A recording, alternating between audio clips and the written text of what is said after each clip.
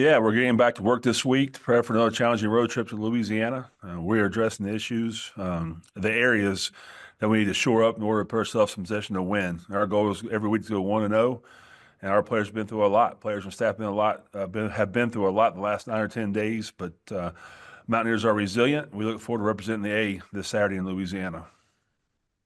All right, we'll open up now for questions again for our media. Please raise your hand and we'll call on you with those questions. We'll start it off with Adam. Hey, Coach. Obviously, you guys got to turn it around now, and you head to Louisiana. But what are some things that need to go right for you guys to be successful in that matchup? Well, we can't turn the football over. That's number one. We had 2 turnovers this past week, resulted in 10 points, and we should play better on defense. We have to tackle better. I don't think we're tackling very well at this moment, but our kids are working hard to get that fixed. We were in here yesterday, and after we got back about 2 o'clock in the morning on Sunday, and we were back in here as a staff at 9 o'clock, and to make sure we address the issues we have to get addressed. And we'll jump over to Luke. Hey, Coach, how big of a surprise was it to see Braylon Braxton instead of Stone Earl? And how much, had you done to prepare for the possibility of seeing him? Well, we prepare for both quarterbacks. We know they're two really good quarterbacks, and they can run the football. So they have a great offensive scheme, and the quarterback is able to run the football. They have to have an extra hat in the box to stop him. So we're surprised that we saw him right off the bat, but again, he did a great job running their offense. All right, we'll jump over to Wes. Hey, Coach, this is outside of football. From a personal standpoint, how is the App State campus doing? How is the surrounding area doing? And most importantly, how are you and your players doing? Well, I'll address the first. App State, we have no class last week or this week, so we hope to get back in the near future.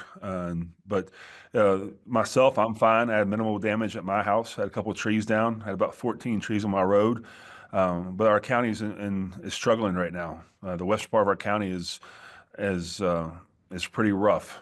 People have lost their homes and lost everything they've worked their whole life for, and that's different when you play here. You know those people, and you want to be there for them as well. But I think our players have been resilient. We had a few players that had to move out of their apartments because of flooding, but we've been able to address those and get those players in hotels, different apartments. So we're just getting back to we're trying to make it as normal as we can in an abnormal situation. All right, we'll go over to Billy. Hey, Coach. You were back to the game on this weekend. You did rush for almost 200 yards, threw for almost 300. You talked about cleaning up some things defensively. How impressed have you been with, the offense minus the turnovers?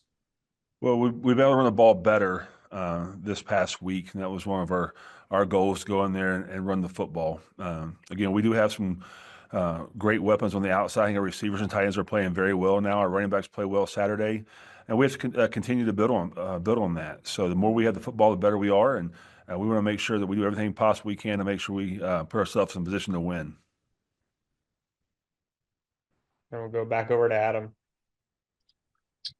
Coach Clark, it's it's App's first trip back to Louisiana since 2021 when you guys won the championship, and it was your first year as a coach. Just any kind of good memories or good feels or anything that you're sort of that helps you or maybe doesn't help you having not been there in a few years. I don't think so. I think Mike does a great job there at Louisiana. I think he's a great football coach. He's a great person. I've had a chance to know him over the last few years, and they have a very exciting fan base. I mean, they're a passionate fan base. It's a great place to play college football. I know they're going under some construction right now, and we look forward to the opportunity. It's a great atmosphere and the Sun Belt, and one we've got to play well, have a chance to win. All right. Thank you, Coach. Appreciate your time today. Thank you. Yeah, I mean, very pleased with the victory to go 1-0 in the conference. Always, every team's a good team. Every team's well coached. There's really good players, and every week you got to come to play. And I was proud of the way our guys' resiliency and kept hanging in there and kept fighting all the way to the end. And it was a good football game. And for our media on the call, please raise your hand. We'll call on you for questions. We'll start it off with Adam. Coach Beck, another sort of a balanced effort. You guys have been praised for your running attack, which was again very good on Saturday, but you got even a little more out of Ethan in the passing game. What sort of, what do you think really got him going and helped make him so effective in Saturday's game with 3 touchdowns and 370 yards passing? Yeah, I think one of the things, just some time away. You play every week and you're so busy constantly getting ready for the next opponent that sometimes as a coach and coaching staffs, you forget to work on fundamentals and just techniques and getting back to basics. And that was one of the things that we had talked about, just getting back to kind of who we were and being able to execute those plays at a high level. And we were very fortunate to be able to do that on Saturday. Jump over to Billy. Hey, coach. So, second quarter, ODU scores their second touchdown down by 10. How important was it for you and the team really to rattle off those 2 touchdowns and go into halftime with the lead? Oh, they were huge. They were tremendous momentum changers for sure. Obviously, I was very pleased with our ability to answer. Offensively, we drove down and then we made the big play defensively. And that's one thing with our defense. We do take some risks, and sometimes it doesn't always look pretty, but we can be effective. And we've been able to get some turnovers. We've been able to score some touchdowns defensively. And when we're creating that kind of havoc, we're usually pretty good. Even though and sometimes it's high risk, high reward. Sometimes. We'll go back over to Adam. Yeah, Coach, turning the page, you guys now head up to Harrisonburg on the short week, but what's sort of the game plan? Obviously, you guys are playing really well right now. JMU just had a tough loss on the road, but what's the focus and what has to go really well for you guys to pull out a win on the road? Yeah, I think this is a short turnaround. This is a tough one. Night games for both of us, and they had to travel, and you turn around, you don't have a whole lot of time to prepare for each other. And they're an excellent football team, well coached, physical, can run, high octane offense, very good defense. It's going to be a war in a hostile environment, and we're looking forward to the challenge, to be honest. And I think our guys have worked really hard. I think they're very focused. I believe that we just have to kind of do what we've been doing. It's such a short week. I mean, what are you going to do? And the keys are in every game. You see them every game. It's win the turnover battle. It's be able to run the football. It's be able to stop the run. It's win on third down and win in the red zone. If you can do those types of things, you got a great chance of winning no matter who you play, when you play. We'll jump back over to Billy. Hey, coach, looking at the box score and watching the games, it seems like there were always multiple uniforms around the ball. What was kind of the defensive goal this week? And do you think you guys executed with really a lot of assisted tackles and really, moving towards the football?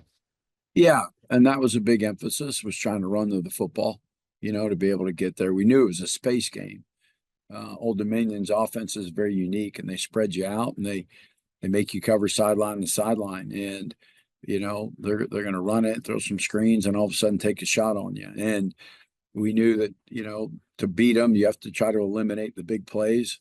They got a couple of them on us on a coverage bust, and but for the most part, we did a good job. We kept it in front. We rallied with football, and you try to make them kick field goals at the end. And it's not about yards anymore. Everybody gets yards. It's about points. And ultimately, at the end of the game, you got to outscore them, whether it's 7-0 or 45-36. It doesn't matter at the end of the day. All right. Thank you, Coach Beck. Appreciate the time today. All right. Appreciate you guys. Thank you. Just a really a classic, tough conference game against a really good opponent. Got down early. Our kids, we wanted to weather the storm early and just be able to hang around and stay in it and keep it close. And I thought that, there were some big plays that gave us some momentum and swung the game back and forth. It was just a hard fought game all the way to the end. Just excited, for our kids and our program to pull off a win like that at home against a outstanding James Madison team. You know, we go back and you watch the film of it. I mean, those guys were just they're coached extremely well. They play extremely hard. It was just it was a big night for us, you know, rebuilding this program. And for our media on the call, please raise your hand. We'll call on you to ask your questions. We'll start it off with Wes. Coach Hughes talked about a big night in rebuilding this program. Speak a little bit on how this team's been able to buy into your rebuilding process, and then secondly, speak a little bit about how the city of Monroe is buying into this process as well. But you just, you know, anytime you're rebuilding a program, that first year is the toughest. It's the hardest. It's about building relationships. It's about building trust, whether it's within the community, whether it's within the university, or within the team. And I think our staff's done a great job. Just a constant message of who we are each day is, you know, is who we're going to become. And the kids have, you know, each day we started in January, and it's been a long journey and it's been a grind, and we've just kept our head down and just tried to be, you know, live right off the field as good as we try to live on the field. And everything we do off the field bleeds directly to the field. And I just think that our kids have bought into being tough. They've bought into being disciplined. They bought into doing things the right way on and off the field. And they've bought into, you know, just fight for this town and this community, and you know, being able to have, number one, to earn that moment, because it's not a big game unless, you know, we're 3-1, as big of a game unless we're 3-1 and they're 4-0. And you fight for those moments and those opportunities, no different than, you know, UAB coming here week 2 to going to Troy, you know, week 4. You have opportunities to make things different, and you have opportunities to change, you know, the program for what our mission is, to get this program back off the bottom. And when you have those opportunities, if you're prepared and you've earned that opportunity, then it comes down to who plays the best for 60 minutes. And we were able to pull out a tight one there in the end. All right, let's jump over to Luke. And Coach, how much does a win like that, you know, go in developing your identity and kind of solidifying who you guys are as a football team? I think it goes a long way. It's you know, it's validity. It's proof. It's, you know, the things that we preach and the things that we believe in every day, and the constant message to our team, and for those guys to go out there and to have success, you know, to have success, you know, fighting for that opportunity and fighting, you know, for that win and to get it. I think it builds confidence, it builds belief. It's a positive. It gets the town, you know, excited and energized and back, you know, more involved. Because anytime you've got a program that's down, you know, there's always division and everybody's kind of went their separate ways. And now our town is buying back into, you know, us as one, and that we're in this thing together, and through the good times and the bad times, and just the energy and the town and city and the university involvement and growth in this program, and really in this athletic program, is we're taking the right steps. All right, let's jump back over to Wes. Coach, with this being homecoming week, do you have anything planned with any former alumni players coming back and speaking with the team or anything like that? We're just trying to continue to build this army of our former players. I think that has really been a big deal and a big step. That was one of the things that, you know, as you're talking and building relationships with the former players, that was something that was missing. It was really just embracing them and getting them back involved. We had over 180 at the UAB game. We had a thing called the team meeting where we invited all the former teams. And again, you look back against James Madison, there's tons of players back. And I think it's just going to continue to grow. We've got homecoming back. We're anticipating a big crowd. We're anticipating a lot of players coming back. You know, a lot of former, even just students, just former Warhawks. And that's how we got to build this army. And we're going to continue, you know, just to stay the course and the journey of one man. You know, add one man or one woman at a time, one a day. We just building it one day at a time. All right, let's go over to Adam. Yeah, Coach. Just anything you can say, about your team's performance against James Madison. Obviously, you guys did a really good job against the run, but also didn't give up any points through the air directly anyway. So, can you give us any kind of insight on how that balance between making sure you had a good pass rush to disrupt the pass, but also to really keep the run at bay as well as best as you guys could, which you were successful at doing? I think it all kind of starts up front. I felt like our defensive line, and we knew we couldn't just let him sit back there. He's a great player, and they got weapons everywhere. The biggest thing, we wanted to mix up the coverages. We wanted to disguise the coverages. We wanted to be able to bring different pressures to try to get him to move and get uncomfortable. But they do such a good job coaching schematically that, we were able to get him, to get pressure on him at times. But I thought our back end did a great job of covering.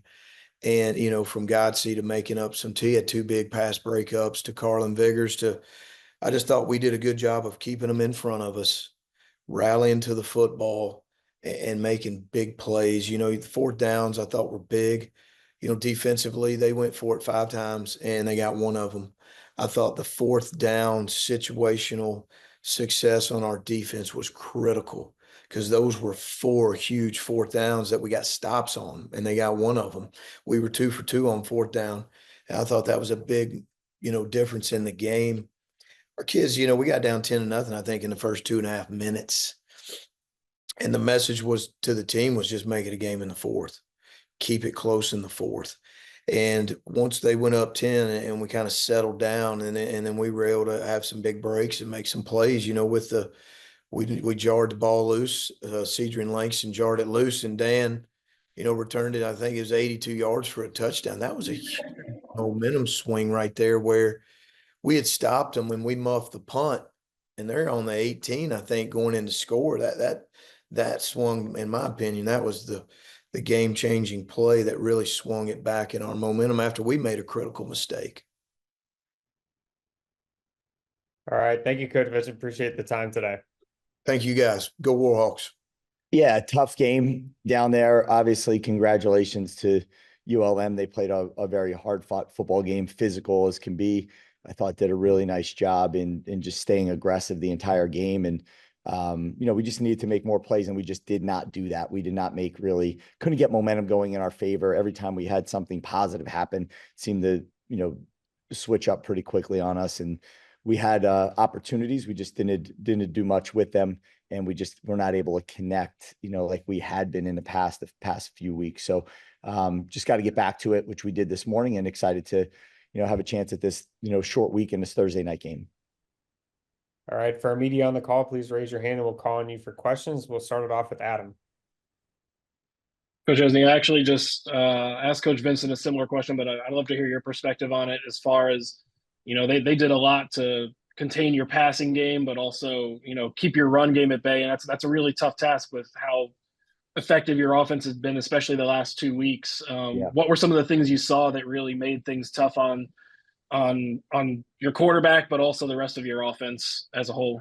I think they were just extremely aggressive. They did a really nice job of never, taking their foot off the gas, and they took some chances, and we had people open at times and we just didn't find them. And there was moments where we were, just a little behind with the football or very catchable ball and didn't do it. We just couldn't connect in moments where in the past we've made a lot of those plays. And then hats off to them. They made a ton of plays, and we're able to hold on to the football and 3rd and 14s and 3rd and 8s and 3rd and 6s and 3rd and 7s. And they were able to convert a lot of theirs. And, we weren't able to convert a lot of ours. Statistically, we were pretty even matched up. I think we might have come out, better in some categories on the day. The issue, was right before half that one, that get the fumble and that ends up you think you're coming away with 3 at a minimum, probably 7 at a maximum, and it ends up being 7 the other way. And that was a challenging one. And then I thought we came back and we battled and just weren't able to get anything going. Every time there was momentum, it seemed to get shut down pretty quickly. So I thought he did a great job coverage wise, aggression. Their D line played hard. Their linebackers tackled hard. Their DBs covered well. They're just a really good football team. All right, we'll jump over to Wes. Coach, when you look at the Sun Belt Conference as a whole, what are some things that possibly the nation needs to know about this conference? What's that? Was there another question in there, or was that just someone in the background? I think that was just somebody in the background. Yeah. Oh, I got you. No, I think that when you go week to week and you just look at, the offenses and the caliber of, firepower that offenses are carrying, I think that the scheme, offensive scheme is phenomenal when you go across the board. And I just think defensively, there's guys all over the field for, all of these teams. That D line we just played was unbelievable. This D line we're about to play, same boat. And then when I watch, teams across the landscape of the Sun Belt, there's really not a lot of weaknesses. They have good specialists, they have good scheme, they have good coaches. It's just overall a very, competitive, challenging league. And I'm, looking forward to, getting into league play here. All right, we'll jump over to Billy. Hey, Coach. Short week, you get to go back at home and host Coastal Carolina. You kind of just hit on this, 2 pretty explosive offenses. What is kind of the game plan to kind of limit what they do and to really capitalize on those moments that you were talking about that you might have missed this weekend? Yeah, well, first they do a lot. There's nothing that they don't do. And every week they have, different twists to everything that they're doing, which every team will do. Defensively, they are aggressive, as we just witnessed from the last team. They are, have playmakers all over the field. It's going to take really everything we got. We got to make sure we're putting our guys in situations where the matchups, work for us. And we got to be able to get help to people when they need it. And then we also got to be able to, that's in the pass game. Then you get to the run game and some of the triple option stuff they have and some of the quarterback +1 run game, the huge challenge all the way around. We're going to have to be very buttoned up on a short week. It's going to take a lot. And I like the way we started it again yesterday and into today. We just got to keep that rolling. All right, let's go over to Savannah. Coach, you talked about winning your one-on-one battles and how that was a key in that loss to ULM. What do you do this week against Coastal Carolina on a short week to really go out and get those one-on-one battles in your direction? Yeah, you just got to execute. I mean, and when it comes down to it, it's a one-on-one battle. Like, you have to be able to execute and you have to be able to make the play right when it matters most, from whatever that might be, a 3rd down, a 4th down, a 2-point play, whatever it is. We got to make sure we're anticipating, what coverages we're getting and what we're seeing. We got to make sure that the ball comes out on time and accurately. And then we got to be able to, secure the football when it's said and done. I mean, that's what goes into any passing attempt out there. But in those one-on-ones, we got to make sure that we put ourselves in position where we know the chances we're taking. We understand the matchups we have, and we got to be able to, just come down with the football and capitalize on it. And we got time for one more question from Alan. Hey, Coach, just at this moment going into this game for your team, do you think it's a good thing or a bad thing that you beat Coastal by 82 points over the last 2 years? I wasn't here the past 2 years, but I think I can't speak to that. You'd have to ask somebody else that question. I have no clue. All right. Thanks, Coach Chesney. Appreciate the time today. All right. Thank you. Appreciate it. Yeah, obviously a big win in conference on the road to start off conference play, which is really good. And have a home game versus a really, really good opponent versus a really well-coached team. With good players, and it's going to be quite the challenge. And that questions. All right, for our media on the call, please raise your hand and we'll call on you for questions. Alan, did you have one? Is your hand still up from last question there? No, I apologize. Sorry about that. Yeah, no worries. We'll jump over to Jacob to kick it off. Yeah, hey, Coach, good morning. Morning. Last week, you got back Tori Spears. Just wanted to know if the difference maker on your team will be back. Ben Bell, is there any update there? Or? Yeah, on Tori, man, I was super excited to have him back, and the amount of work and perseverance and grit that it takes to come back from an injury like that, and the time and effort by him, the training staff. It was just great to see him come back, and I think he led the team in tackles, and just a great kid and a great leader, and he's a really good player. I mean, he's 6'4", almost 6'5", 200+ pounds, and can cover like a corner and hits like a linebacker. So anytime you get someone like that back is really good. And we'll see on Ben. Like I said, he's been week to week now for a couple of weeks now, and we'll know more as practice goes this week. All right, let's go over to Adam. Yeah, Coach, you guys did a really good job stopping the run Thursday night against Troy. What was sort of some of the things that you thought went really well that made that possible? I think Coach McCool did a good job, and the defensive staff with the scheme. And I think we have a good front seven. I think our D line, we rotate those guys and kept them fresh and have a bunch of them that can move around and make plays, and they're a good team, and we knew that, and we really worked on stopping the run all week. Obviously, we didn't stop the run as well the week before, so we knew they'd have some new wrinkles for us, and we worked those throughout the week. Let's go back over to Jacob. Yeah, Coach, the Red Wolves hung 70, more than 70 on you last year. Just wanted to know maybe some of the biggest difference makers, offense, defense, from last year to this year, you think, in your eyes?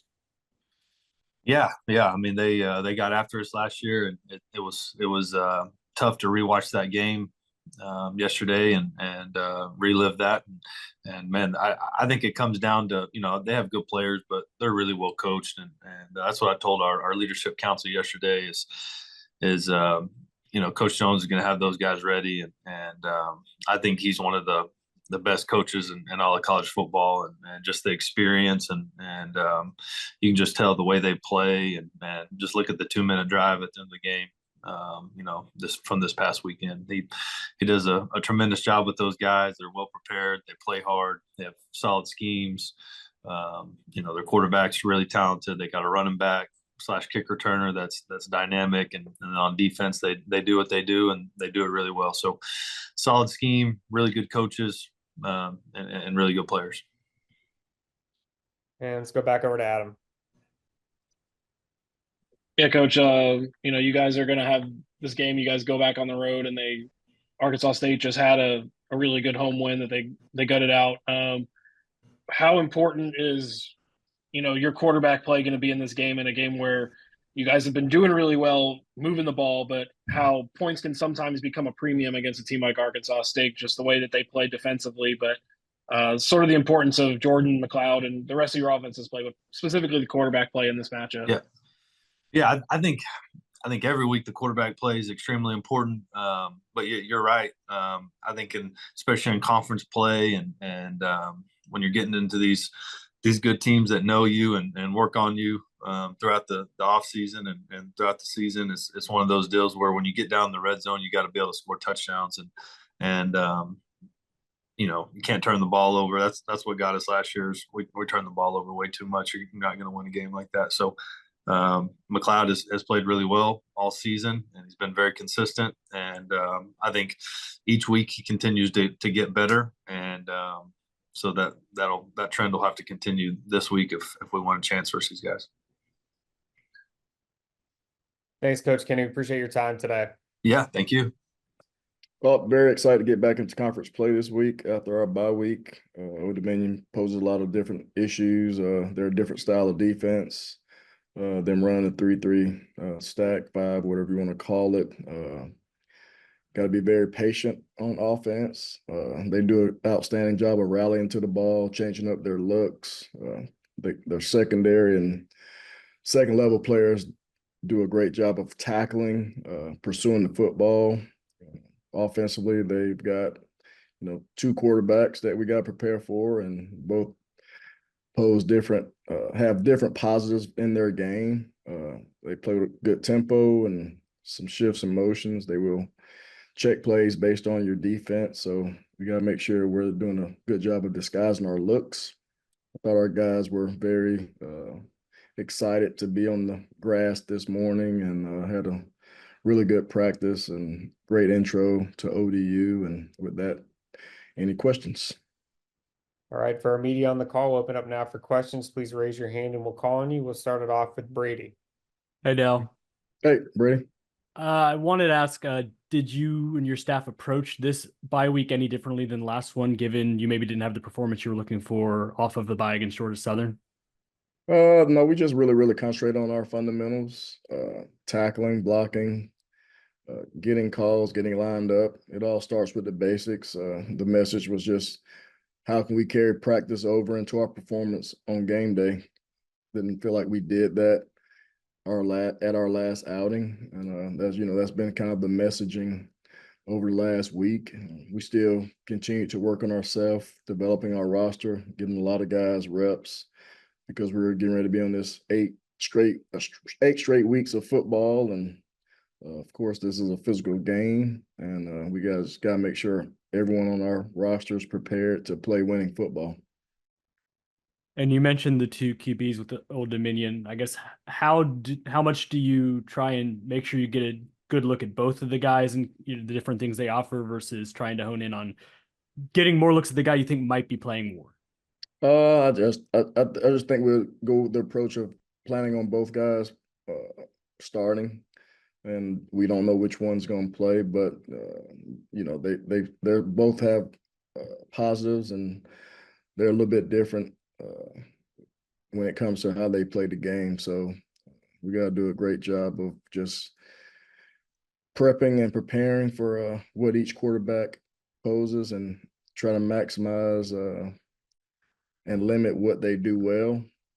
Like I say, they're a high tempo offense, and both quarterbacks are mobile, and both can throw the ball down the field. They have outstanding receivers, especially the kick return, punt return guy that kind of doubles up. He's very explosive, and he makes a lot of plays for them. And I know they got a couple transfer receivers as well that are bigger receivers that have experience. So they pose a lot of different issues on offense, but we just got to make sure that we're really concentrate on ourselves, make sure we have the right calls, make sure we're executing at a high level and playing great situational defense, which that's been a point of emphasis as well.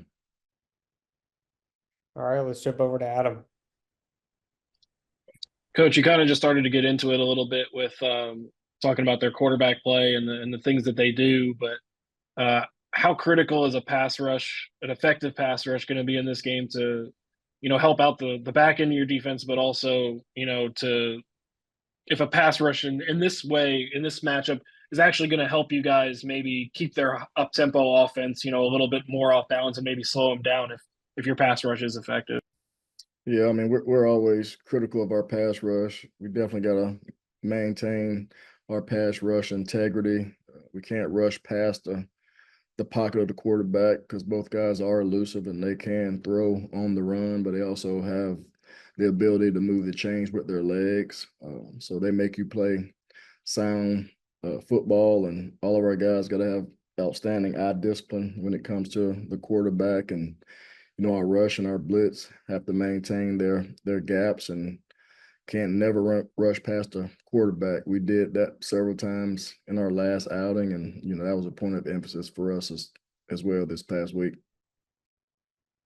Let's go over to Billy. Hey, Coach, you made a lot of emphasis about, the defense and everything like that, but what do you think are some keys offensively that you guys can really look at? It was kind of a shootout in the game that they were in this past week. What are some things you think that you can capitalize on this weekend? We just got to play clean on offense, make sure we're working in the right direction. Like I said, their defense kind of causes you to be a little bit more patient. So we got to make sure we're taking what the defense gives us.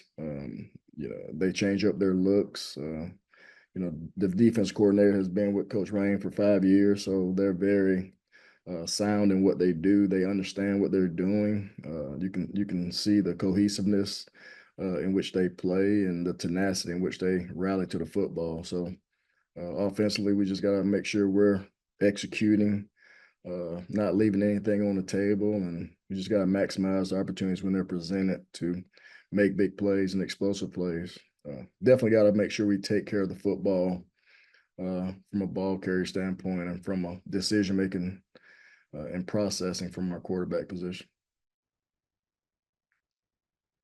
All right. Thanks, Coach McGee. Appreciate the time today. All right. Thanks, y'all. Yeah, good bye week for our team, productive bye week.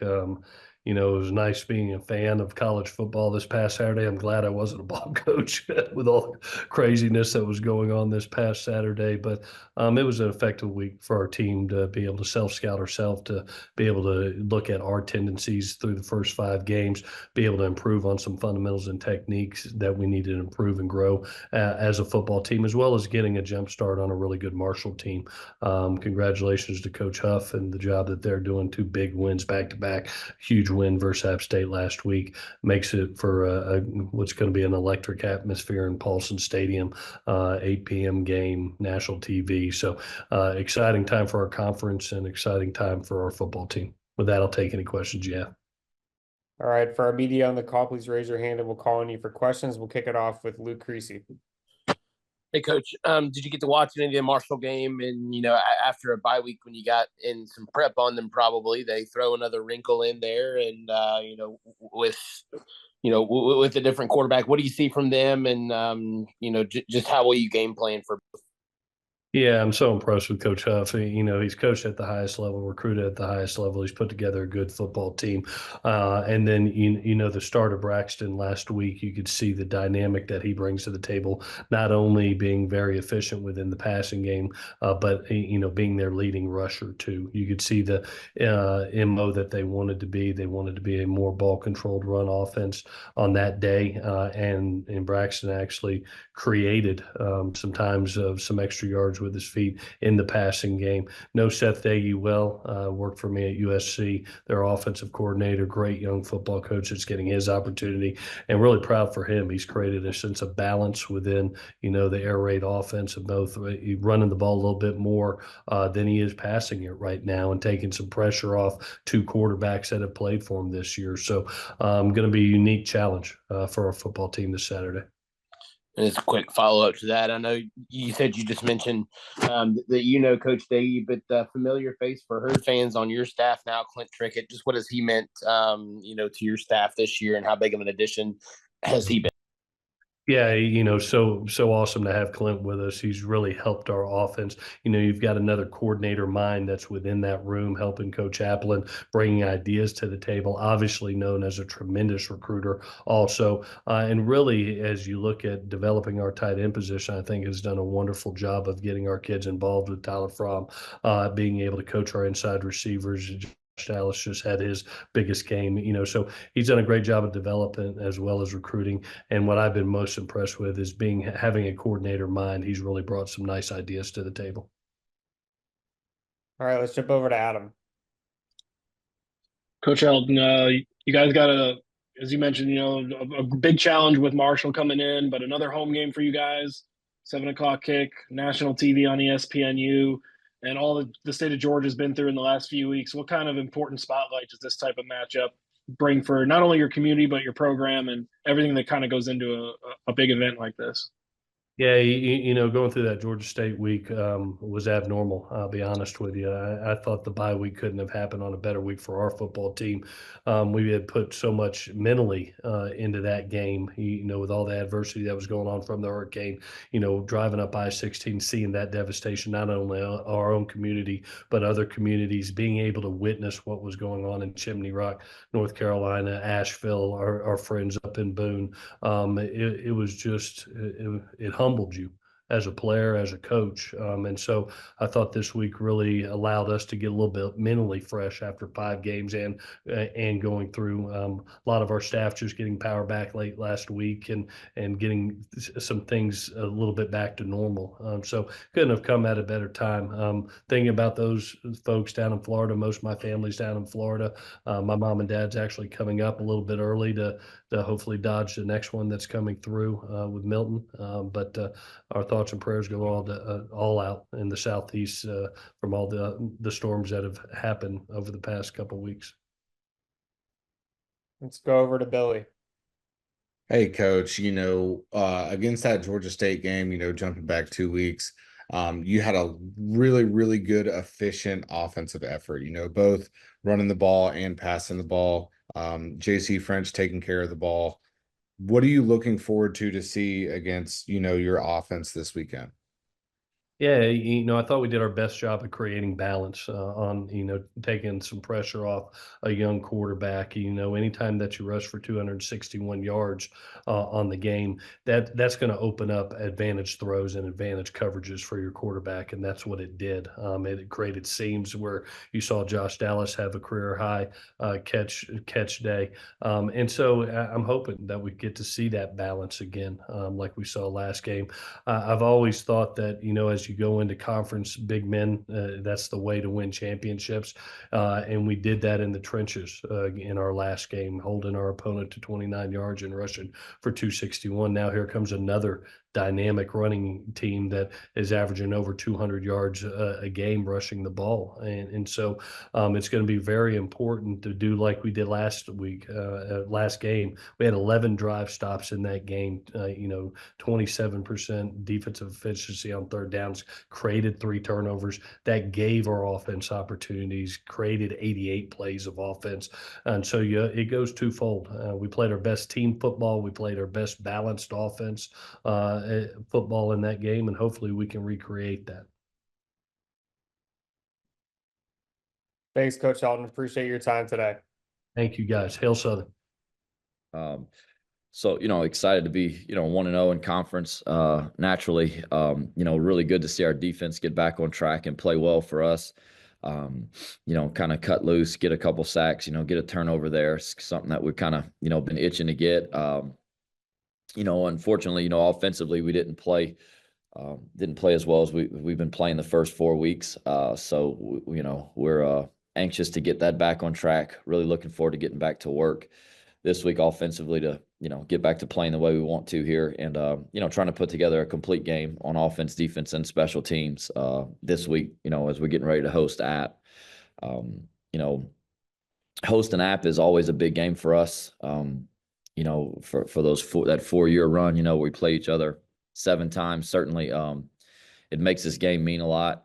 I guess, but before you even talk about football, our thoughts and our prayers are with the people of North Carolina and the surrounding area, everyone affected by the storm. If anyone knows, what y'all are going through, it's the people of South Louisiana. We've been through those things before, and certainly, we're praying for a speedy recovery, and certainly, hopefully, we start getting some good news that some of this, damage and losses, can start recovery here. So that's always a tough thing to deal with, and we've been through those things. So certainly thinking about them. For our media on the call, please raise your hand and we'll call on you for questions. We'll start it off with Adam. Hey, Coach. You just mentioned that you weren't too, I guess, overly pleased with how your offense did. Obviously, you're happy with a win, but what were some of the things you thought? You think they were maybe self-inflicted, or things Southern Miss did well that sort of got your offense not onto the right foot that you wanted it to be? It's always a little bit of both, right? They came out, they played hard. They played well against us. It's just not the effort. It's not the strain that we're used to. There's 4 or 5 plays on there that if we got a little bit more effort on the backside, that we're about to break a big run. Our quarterback is getting hit entirely too much. And things that are very, very manageable, things that are easy to stop. We have 2 third downs that are third and manageable. We're about to get a first down, and we have false start penalties. Those are things that just really eat at you, really frustrate you, especially because we haven't done that this year through 4 weeks. So, some of it's self-inflicted. Some of it, those guys, you got to tip your hat, where it's due. And I think they played hard and they played well. But we have opportunities down there in the red and the gold zone, and we don't execute and perform. So we got to do a better job than that. And you got to turn those field goals into touchdowns. That's 12 more points right there. And we feel like if we can score 35, we feel like our defense will certainly do enough for us to win. So, we got to do a better job on offense. But it was really proud of our defense. That was good. it's good to win games in different ways. And it was good to win a game where our defense really had to come through for us, and they did. And that was going to actually be one of my follow-ups, was just as far as the defensive performance. You got 4 sacks from Cameron Whitfield, but you also pitched a shutout in the second half. Just anything that you thought was really good or things that you thought went really well for your defense that made that possible. Well, I think overall they performed well. 7 out of the 10 drives we had on defense were 3 and out or less. So that's really good. What I was pleased with in the second half, the first half of the game, it was feast or famine. It was a 3 and out, or if they got anything going, we gave up a touchdown. To start the second half, we were up by, I think, 4 at halftime, and they get the ball back. Well, they get a couple first downs, and then our defense gets a stop and forces a punt. So it was kind of like a little bit of, hey, like just, pump the brake. They have, they've got good players too. They get coached. They're going to get some first downs. They're going to move the ball a little bit. Let's just get the stop, on the next set of downs. So that was good to see. I thought we covered pretty well. We affected the quarterback, which you have to do. Certainly we'll have to do this week. But it was just good, man, to see those guys. I think we played 2 really good offenses the 2 weeks before. And we did some things that hurt ourselves. And when you play really good offenses, they'll make you pay, and they did. But I still think we have a chance to have a really good defense. And, to see them flying around, playing with some confidence, getting back, on track a little bit was really, it was just something I was happy to see. I think we needed that game as much as anything to be able to play like that. Our next question comes from Billy. Hey, Coach, you kind of just hit on this, and Adam kind of hit on it with the defensive efforts, but I wanted to talk about specifically, Casey Osai, Cameron Whitfield, 2 incredible games. What have you seen about their growth throughout the year, and how do you think it kind of like really was a coming out party this weekend? Well, I think KC's been really solid for us all year.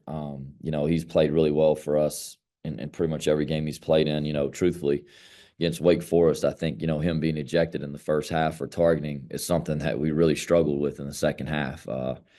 He's our signal caller out there. He gets everybody lined up. He's kind of the heartbeat of that defense a little bit, with the way he plays and the way he communicates. So I think he's done it at a high level for us the whole year.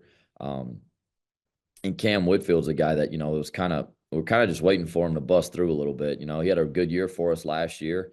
I think, Cam's growth has really been more everything off the field than it has just been on the field. I mean, last year, he was still a young guy, so to speak, still doing young guy stuff off the field. Nothing bad, just stuff that takes you away from your focus being on football, and you try to teach these guys, especially when they're young, it's not a light switch. You can't turn it on and turn it off. If you're worried about all these other things you didn't take care of off the field, it's going to affect your play on the field. And he's really grown up a lot and matured. He's grown as a leader for us, and he's played well this year. Just kind of, that sack thing was hanging over our head a little bit. So to finally felt like they would come in bunches when it happened, and it did.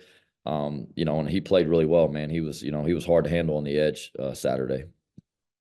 And then a follow-up to that as well. Going up against an App State team, how important do you think it was schematically and mentally to see that performance from your defense going up against a team that has a lot of offensive weapons? Oh God, it was huge. I mean, I was, like I said, you don't always get what you want, you kind of get what you need sometimes. And I really think we needed to win a game like that.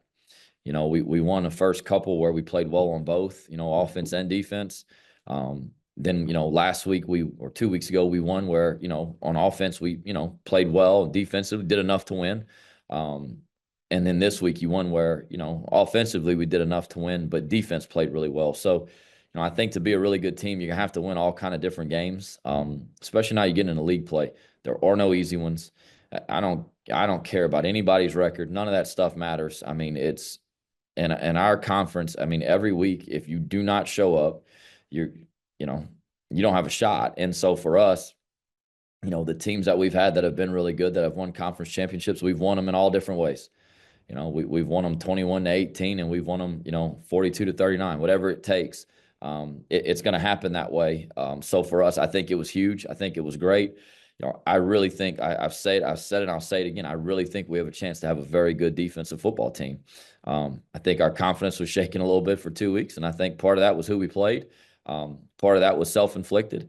But to see them have a little bit of confidence and get that back was huge, because we're gonna have to play well in all three phases this week to have a chance to win. I know Appalachian State. I have more respect for coach and for that staff than probably anyone can understand. I know the type of football they play. I know how they're going to come down here. I know they're going to be ready to play Saturday. So for us, we need all three phases clicking, for all 4 quarters. And so to get our defense back on track is something I'm excited about, as we're going to certainly need them in a big way this Saturday. Thanks, Coach. Appreciate the time today. Yep. Thank you, guys. Yep. First and foremost, as always, want to say congrats and a hell of a job done to Texas State for coming on the road in a short week, coming to Troy and getting after us. Job done by them, a tip of the hat. To us, we have to move forward, because that's the only option we've got. We have 6 games left in this season. No more important than a huge rivalry game coming up in 9 days for us. I guess 8 days now, but for us to be prepared to go down to that game. That's what we're on to doing, starting yesterday and this morning and moving forward. And with that, I'll take questions. All right. For our media on the call, please raise your hand and we'll call on you for questions. We'll kick it off with Adam. Hey, Coach. Yeah, it's kind of an unorthodox style of a bye week, maybe, that most teams would encounter during a season. You guys played on a Thursday, and now you don't play until a Tuesday. So just what kind of changes for your team in terms of preparation this week, where you're going to be working and you're going to be game planning, but there's not going to be a game to play on Saturday, and you have to tell the team, hey, actually, we're going to play Tuesday night. So what kind of changes for you in terms of preparation? Yeah, it's I think the prep stays the same, but the schedule of the prep, which is what you're alluding to, is kind of the different. It's like, all right, we practice on Saturday. That's a Wednesday practice this weekend. College football is going to be roaring and ready, and everybody's going to be watching it and excited. And we're sitting here dealing with a Wednesday practice. Our guys on Saturday night in college, we could assume like their lives are a little bit different on a Saturday night in college, as probably ours were. And now we've got to stay disciplined, because that's a Wednesday night of a week where we play a huge rivalry game. So I think there's a lot of things that are different, that our guys will have to remind themselves that they're far different during season than they are off season, along with our prep changes. We have a couple extra days, so this allows us to move on from Texas State, get ahead, but also get rested up. To say that we needed some extra time and some time for our people to heal would be an understatement. I think we all understand that. So hopefully we can get healed up and get a few people back that we're missing, and then go into this thing, which is unorthodox, as you mentioned. Let's jump over to Billy. Hey, Coach. Just was curious. Tucker Kilcrease. What did you think about his performance? 249, 2 touchdowns. How did you think he played? Well, I think he certainly took a huge step from where he was at the beginning of fall camp to now. A lot of that is his commitment to improving, and also him playing. He's gotten a chance to play a lot more than probably we all would have imagined, which has allowed him to improve, find some success, and learn what it is to play in Sun Belt games. So he's going to do nothing but continue to improve. But I thought he showed toughness. He got hit a lot. He took a lot of things during that game, and he kept getting up and battling, which is a good sign for us and his future. And then follow up to that, defensively, you had a lot of assisted tackles, a lot of guys swarming to the football. Texas State's offense did what it did, but defensively, how did you like the team effort as far as rallying to the football? Yeah, I think we're creating more havoc plays and running to the ball better. Great defenses, really good defenses do that, right? They create turnovers and run to the ball, which is created by running and being around the ball. It's something we have to do better in order for us to improve in the back half of this season. But I'm proud of some steps taken, but we're certainly not proud with the results still given up, but there were some positive steps. Shut back over to Adam. Hey, Coach, just kind of turning the page now, you get into the South Alabama matchup. I know your timeline's a little different, as we just spoke about, but your next 2 games were are against South Alabama and Arkansas State, and you got to watch both of them on film in the same game this past weekend. Probably, they played each other, and just what kind of preparation do you think needs to be done to slow down a multifaceted quarterback like Gio Lopez that South Alabama has, and how important that's going to be for your defense to contain? Yeah, it was first off, it was a great game for both teams up there in a Sun Belt battle, and had a chance to watch it because we were done and off at the time, and then rewatching it, of course, in the office. I think for him, he's a special player. He does a great job escaping. Like, the biggest concern is he escapes the pocket really well, and he's very effective when he does it. He can run vertically down the field, but also find wideouts and pass catchers outside of the pocket, which is the biggest concern. Major and his offensive staff do a great job preparing for you. They have condensed split issues and problems that they create in their run game and pass with RPO and drop back. They do a great job on offense. It's going to be a tall task, and one we're going to have to get our players ready for, because they do a fine job putting you in conflict and across vertically and horizontally. Thanks, Coach Parker. Appreciate the time today. Thank you all. Yeah, glad to be back with you guys today. Coming off a disappointing loss, man. We played a really good Louisiana football team. Got a lot of respect for them. Really well coached. Got a lot of respect for their quarterback too, and I want to say that Ben Woodridge, man, I think he really functions and really plays the game the way it's supposed to be played at that position. And got a lot of respect for the way he saw things and got it out of his hand and executed. And tough loss for us. Really disappointed in it. Thought we played a lot better in a lot of ways, but we've got to continue to improve because we play another hot team this week, man. Louisiana Monroe is playing at a high level. Coach Vincent's doing a great job in his first year there. And, so with that, I'll open it up. All right, for our media on the call, please raise your hand and we'll call on you for any questions. Started off with Adam.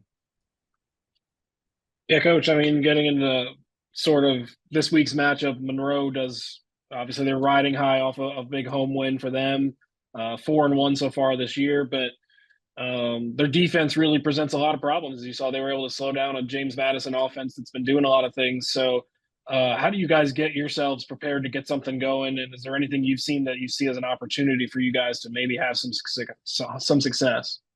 Yeah, I just got a lot of respect for their staff, from their D coordinator to other guys on their staff. I know they come from the Bill Clark tree. I got a lot of respect for Coach Clark and how he built those defenses and how this staff built those defenses at UAB, going all the way back to Jacksonville State when they were there. They really do a great job of understanding what the offense is trying to do.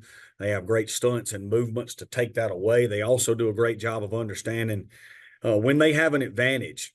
And that advantage could come from field zone. That advantage could come from down and distance. But they use that to their advantage to try to make you play left-handed. And I think they've done an excellent job this year. They forced some timely turnovers and turned them into points like last week versus James Madison. I think they turned the ball over. James Madison got the ball in the red zone. And then right off the bat, they force a turnover and take it 80 yards to the house for a touchdown. They've been able to do that consistently. You go back to the UAB game, they were able to do it, and just playing at a high level. Ship over to Scott. Hey, Coach, good morning. Obviously, you want to get the offense right for the week, and over the last 3 games, you guys have converted 3 times on 3rd down. What do you think's been the issue there? Well, this week, we had 3 conversions taken away from us for penalties, and that was tough. It's very few times in my career have I had that many conversions taken away. One was called an illegal formation, and it obviously wasn't, and that was a big turning point. And then we've got to execute better, man. So that's 3 of them, and then we've got to play better. We dropped a pass on one of them that hit us right in the hands for a first down, and we've got to function better in totality. We got to get some more, off-schedule plays from the quarterback position. We've been banged up with all 3 of our kids having lower extremity injuries where they don't move around so well, and hopefully this week they're going to be able to move around and make some plays with their feet, because very rarely in college football you look at like I said, Louisiana last week, man, Woolridge would extend plays and make some plays with his feet. And that's what you got to have today in college football. And hopefully we're going to be able to do that better this week too. Let's go over to Heath. Hey, Coach. ULM has changed quarterbacks, and have you noticed anything different between what they do on offense with the changing of quarterbacks, or has it been just kind of status quo and riding that defense as good as it's been for them? No, Coach Vincent, man, like I said, he's been an offensive coordinator for a long time at several places, from UAB to South Alabama, and I've known him for a long time. A lot of respect. They're going to run outside zone and inside zone. They're going to run the boot game off of it. They do a good job in play action and trying to protect the quarterback, and he's got a good system. And man, he's doing a great job building that program. Let's go over to Billy. Hey, Coach. You said, you guys are moving the ball forward. Defensively, I mean, a heck of a performance from your unit, specifically, Trey and Elijah, both double-digit tackles.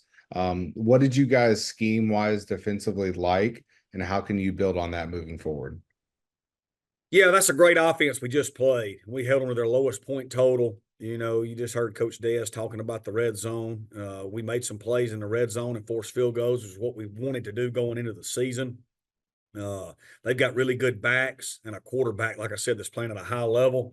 So I was excited about the way we leveraged the run, eliminated space. That was a big point of emphasis. And there's some things we can do better to get a takeaway here or there. We had a few opportunities. We would like to do that, but we can build off this performance defensively and continue that, especially specifically with our red zone play and limiting big plays. We got to be better on first down to get ourselves in third and long. I think when you look at third down, when it was 5 or more, I think we were 6 of 6. When it was 1 to 4, we were 3 of 11. We got to get into third and 5 or more, even more, to get us off the field more times. Looks like we have a follow-up here from Heath. Yeah, Coach, your defense was on the field for 3/4 of the game, seemed like. How do you feel, I guess, later in the game? Do you felt like tackling went away? Maybe they got a little yards after contact. How do you feel about your defense there once, the time got kind of against them? Yeah, so I mean, like you guys have said, we were 1 of whatever on third down. And if we get those conversions, then obviously we're on the field way more offensively and also taking our defense off the field. But then also defensively, we've got to get in 3rd or 5 or more where we have a great high success rate. And that starts on first down, tackling the ball a little more. So I think the conversions, that we converted, that we took off the board with penalties, from the fake punt to the drop catch to the illegal touching, where we were in a legal formation, you get all 3 of those and we're on the field longer and it gets our defense off the field. Then defensively, we got to do a better job on first and second down to get in that 3rd and longer situation where we executed at a higher level. Got time for one more question here from Scott. Coach, when you guys are trying to light the fire here in the second game of conference play, who are you guys as coaches looking for in the leaders to kind of relay to the team to kind of, get on the right start, against ULM? Yeah, we need to play with the same effort we just played with versus a really good football team. We got a few things that we need to fix, and we're going to fix them. And like I said, I think we're on the verge of going down a stretch right here. We got a chance to be a really good football team. We got to go on the road and play a team that's 4-1 and really hot right now. And we're focused on today. We've had a great Monday. We're going to get after it again tomorrow on Tuesday. Thanks, Coach Hall. Appreciate the time today. Thank you, guys. Yeah, well, for us, a really good team win. I thought we played team football, whatever you want to call it, team football, complementary football. I thought our players showed a grit about themselves, a will to win, and the ability to suffer through adversity when you play a good team like South Alabama. The way we responded, it's 3rd and 25, and we give up a catastrophic touchdown pass and 1:46 left, and there was no blink, and we take the ball and we drive the ball down the field in a 2-minute drive and kick a field goal with, I believe, 13 seconds left. So Can't say enough about our players' execution in critical moments, critical situations of the game. When you look at critical down execution, some things we need to do better, but we were able to stop them a couple times on fourth down conversions. And then when you look at red zone efficiency, we were 5 out of 5, but a lot of those we were kicking field goals, and we need to score touchdowns. We had 2 drop touchdown passes, which, we'll make those plays moving forward. But again, all the things that go into winning a football game. We talk about the double positive. We won the double positive in terms of we did not turn the football over. So we didn't give them extra possessions, which you need to do when you're playing an explosive team like South Alabama. And then we won the explosive play battle as well. So anytime you win the double positive, you have a great opportunity to win the football game. Can't say enough about our defense and the defensive effort that we had. They were averaging, I believe, about 41 points a game coming into that game. So another great challenge this week. Texas State is as good of a football team as we've played. Very complete, well coached, very, very physical, very, very fast in terms of team speed in all 3 phases. Lead the country in sacks, pressure-oriented defense. And, coach has done a really good job there. So you have to go on the road, and it's going to be a great challenge for us. And we have to improve in a lot of areas to be able to compete on Saturday. So I'll pause and answer any questions y'all may have. For our media on the call, please raise your hand. We'll call on you for questions. We'll start it off with Adam. Hey, Coach. Yeah, you kind of touched on it in the early part of your opening statement, but just what it takes to win football games and coming up with, clutch plays and big plays. You guys have had a few thrilling finishes so far this year, but what do you think that does for your team as the season goes on? We're about to hit the midway point. What do you think that does for team building internally, specifically maybe for this team that about how this team is built? What that does for your locker room, knowing when there's a game that's going to be closer, it's going to come out of the wire, it can be back and forth, but you guys are going to have a shot, and you because you've done it before and you know what it takes to get it done. What do you think that does for your locker room? Well, I think it breeds confidence and belief. And we talk to our team about it all the time. How do you breed confidence? How you build confidence? It's investing in victory. It's the way you prepare throughout the course of the week. It's having game day repetitions. And we've been able to do that and kind of in simulated 2-minute drives, we've been able to do that. And then Adam, you're exactly right. We've been able to really make it come to life in game situations. But I think it's creating those game speed repetitions in practice. Like I said, when you do it, it breeds belief in everything from your culture to your mindset to all that. And again, it was amazing is after they scored, there was a belief. Our players are on the sideline talking about they did it on Thursday. Here we go. We know what to do. And we've practiced it a lot. We have a lot of banked reps in it. So, I think we started the 2-minute drive 6 out of 6 with 6 straight completions of 7 yards or more. And so I think we were able to methodically move the ball. I thought we managed the clock fairly well. We still had some timeouts in our back pocket, which, as we know, with all the different timing mechanisms and timing rules in college football, you need to have those down the stretch. And our players executed. But, I think it's a belief. And a lot of times you need to win games like that. You win it through your culture, you win it through your character, you win it through your connection.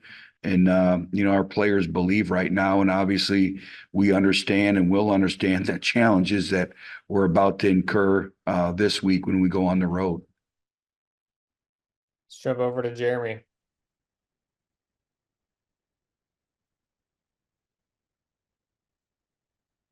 Sorry, Jeremy, I was muted. Gotcha. Great win on Saturday, Coach. The run game seems to still be in quicksand right now. Can you explain why the run game is having so much trouble? Yeah, well, I think it goes back when you watch the video. The encouraging and the disappointing thing is, it's all 11 individuals. And we look back at the game, we're 1 or 2 players away, whether it was a backside cutoff or whether it was a kick out block, or maybe the back had the wrong, off a little bit in his landmark. So there's a lot of things that go into it. We started a new combination. So I think it's those individuals working together as one unit. And it's not just, the offensive line. It's also the tight ends. It's the backs. It's the quarterback making the right reads on some of the zone reads and some things that way. And then it's how we block on the perimeter. So usually when you're able to effectively run the ball consistently, it's all 11 individuals working as one. And right now, when we go back and we look at it, a lot of times it's, again, the 9, the 10, which we've talked about every week. And it's our job as coaches to continue to put them in positions to execute. But the fundamental details and everyone understanding the job description on every single play. And then, that old adage, do your job. And that's really what it comes down to. Our landmarks at times, our eyes, our hand placement, the way we run our feet.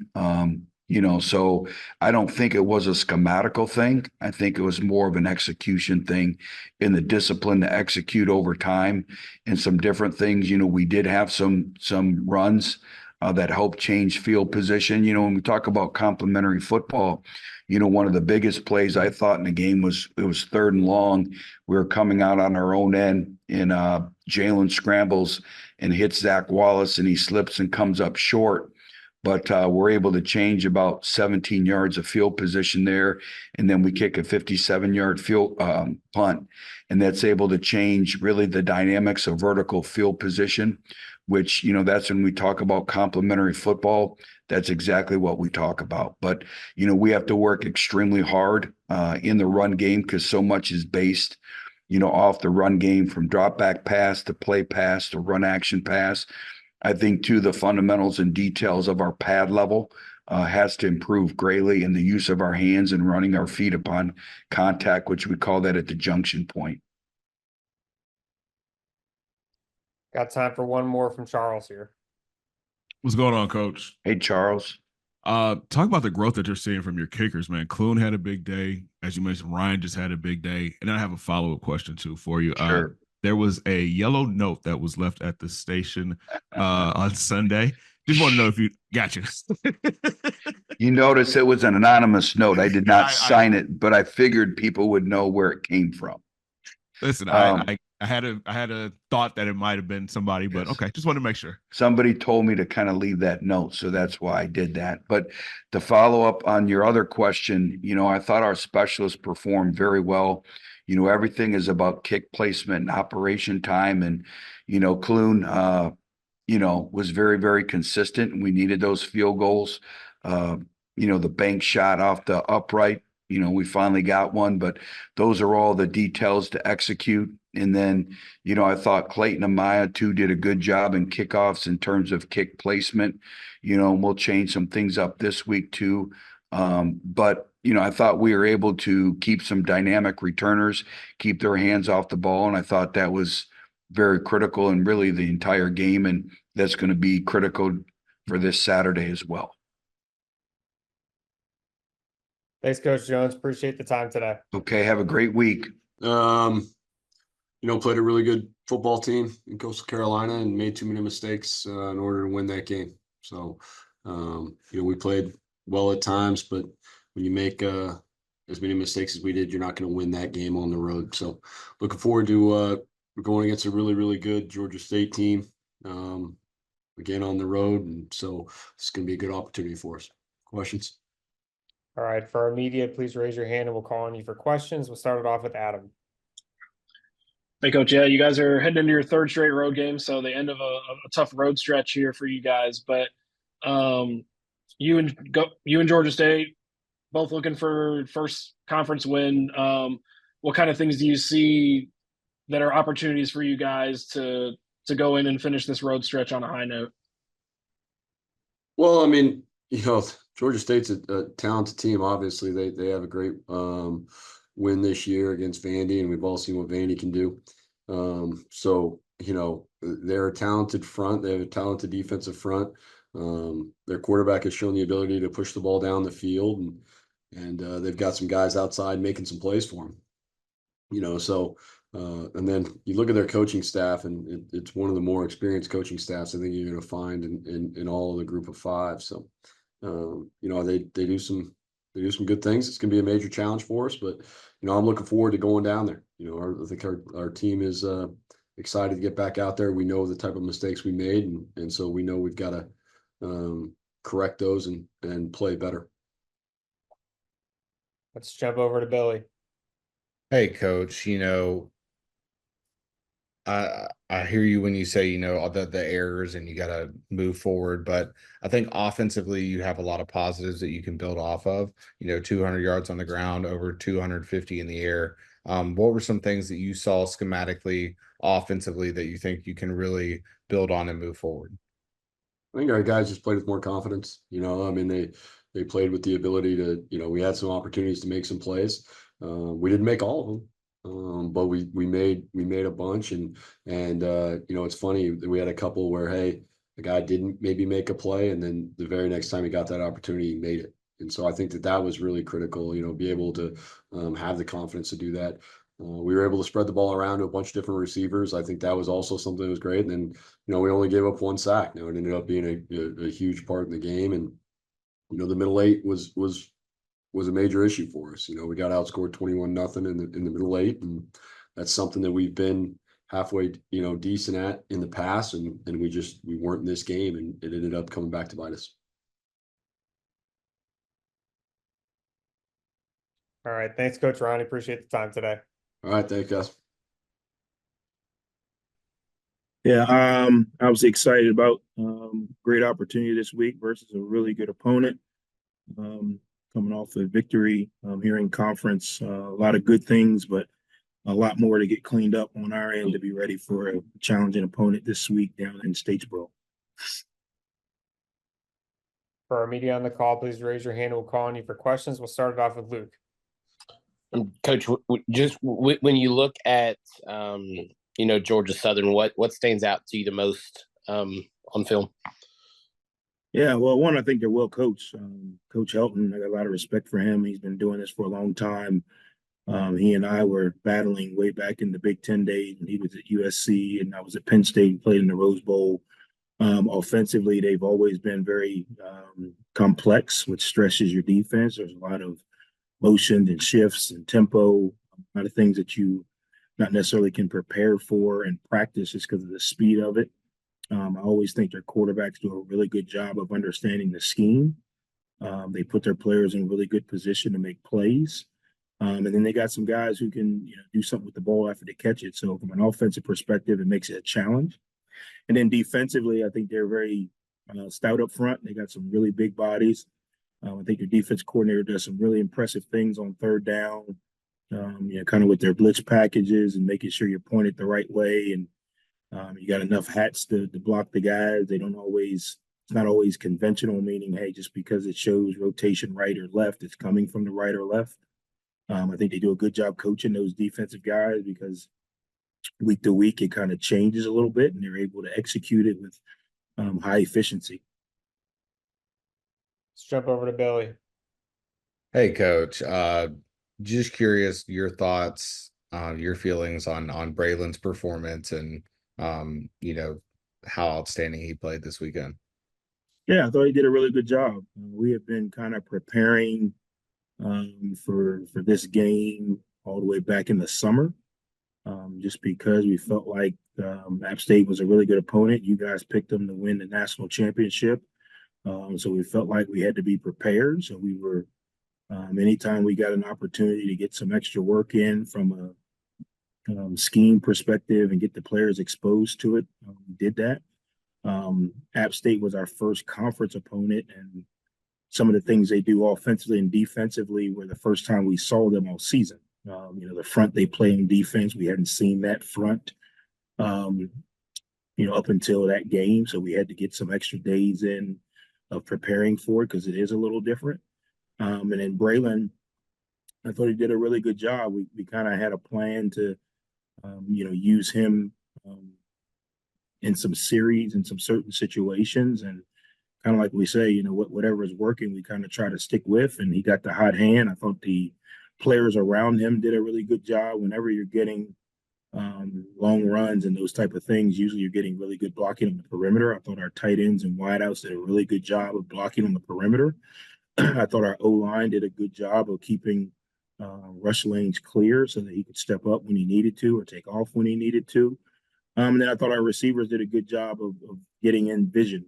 Sometimes you can run a route, but you got to be in the quarterback's vision and timing of that. So I thought Coach Daggy and the offensive staff did a really good job of preparing Braylon and Stone. They were kind of all kind of ready to go, and then obviously Cole as well. And it sounds difficult, but when your system is simple but adjustable, you don't have to really teach 3 different game plans. You just say, hey, here are the plays that we like, and then each guy has a certain set of those plays. A lot of them are crossover plays.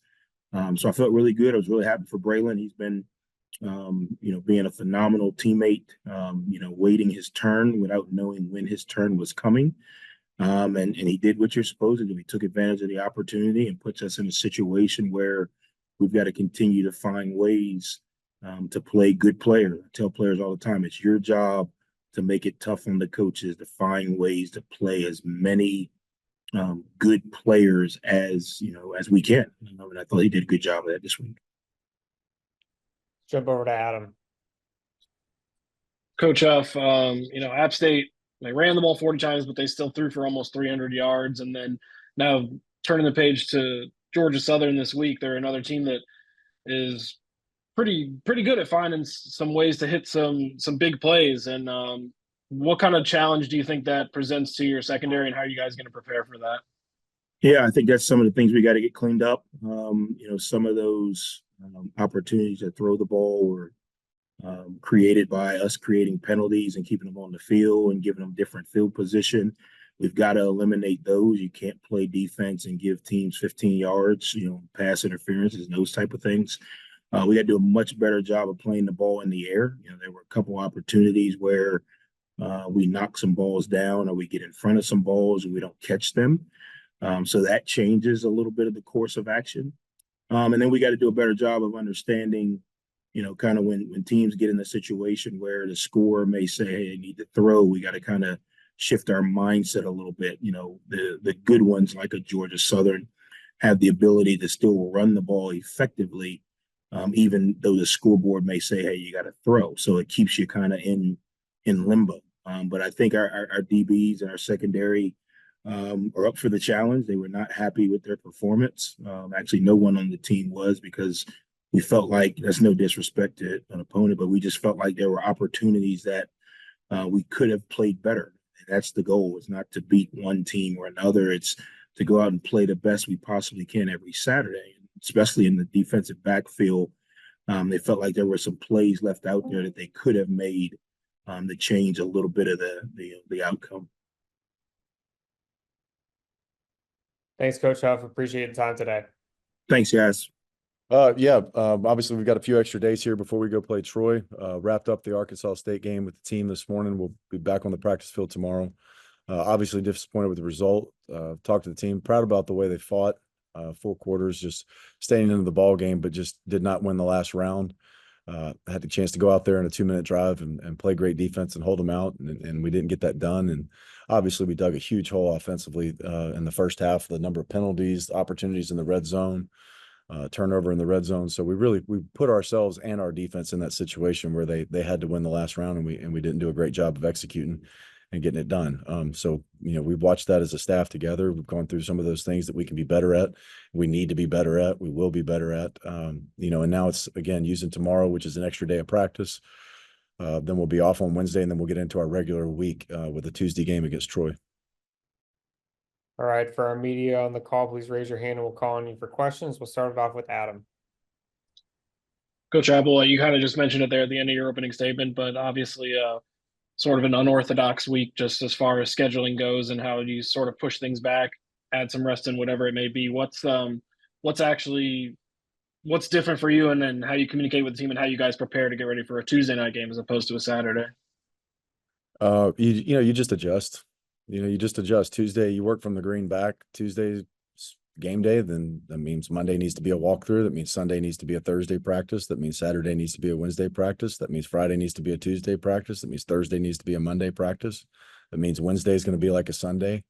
You just take your week and you move around the TV schedule. I mean, that's what we're doing. So you just take your week and you move around the TV schedule, and you let the kids adjust with their classes and whatever tests they have to take. Let's jump over to Billy. Hey, Coach. What do you see schematically from Troy so far? You know, it's come down to a wire in their last couple games, but what do you guys think that you can control, and what are you guys planning to implement in that game? Well, I see a very talented defense that plays hard, plays with great pad level. They have a lot of good football players on that side of the ball, and it's going to be a challenge. And we're not going to talk about what we're going to do, but they're a really good defense, and we've got to be ready to go play. Let's go back over to Adam. Because just going back to the Arkansas State game, obviously the late touchdown there that decided it, but can you talk about your offense and what things you think your offense can do to maybe take your defense out of those situations, or things that you think's going to help your offense go to the next level, especially as we hit the midway point of the season now? Well, just going back and being very specific, we need to line up correctly so we don't have 50-yard scrambles that are down to the opponent's 20 called back. So we need to line up correctly. There's some holding calls that are always questionable, this, that, and the other, but nonetheless, we've got to coach that better. We've got to stop holding. We've got to cut down on the motion penalties. Some of the things that we're doing up front and communicating from the quarterback position is lending to too many penalties. And it has been talked about, but it hasn't been addressed because it hasn't changed.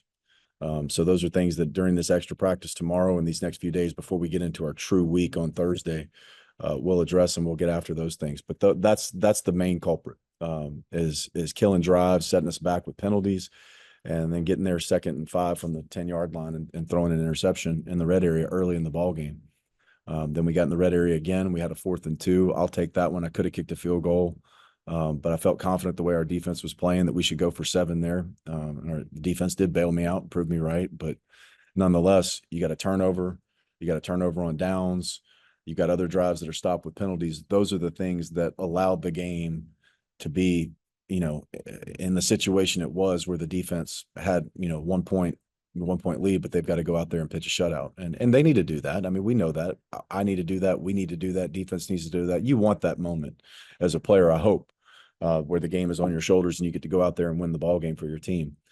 We just dug too big of a hole offensively, and we had some explosives later in the game, but not consistent enough to play complimentary football for 60 minutes. Thanks, Coach Applewhite. Appreciate the time this week. Thank you. Appreciate you guys.